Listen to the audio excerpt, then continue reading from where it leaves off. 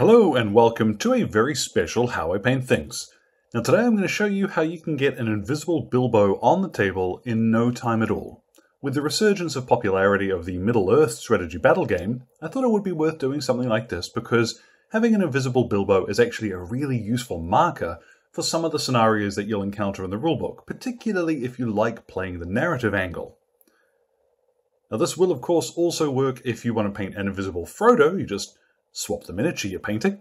But without any further mucking around, let's get started. So I've got here one of the old metal Bilbo miniatures. This will of course work on the plastic stuff as well. And I've got here Lahmian Medium. Now it's important you're using something that is clear, and don't use, like if you want to go for a gloss varnish, you're going to end up with sort of a semi-transparent glossy finish, which he'll look a little more like the Predator than Bilbo, so you don't want that. Now, let's just apply this all over the miniature. And it's worth pointing out that when you come near the base, be careful, because if you do paint it onto the base, that's going to turn invisible too, and then you're going to lose the damn thing.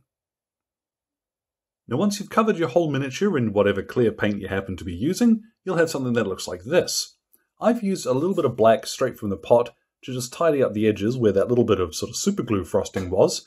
It's not really necessary when you base it, but I think it looks a little nicer during these stages. So what I'm going to do now is go ahead, pop a quick base on him, and as well I will hit him with the varnish to make sure that, protecting all of this hard work. It is worth pointing out that this will only work, this stuff takes quite a while to dry. If you don't do it on the 1st of April, it's going to take another 364 days to dry, so get into it quick if you do want to paint one of these today. And there we have it, our invisible Bilbo. Now it's quite fun if you have got the space on a base, you want to put them on something larger, put a little sort of blank footsteps in there so you can push those into whatever basing material you're using. But I kind of wanted him looking like he's trekking through the flowers, he's sneaking out to Bag End on his 111th birthday. But whatever the way you choose to do it, I think this looks quite cool. So as always, any questions or comments, feel free to drop them in the old box below. My Twitter and Facebook are both linked there too. So thank you very much for your time, and I will see you all next year.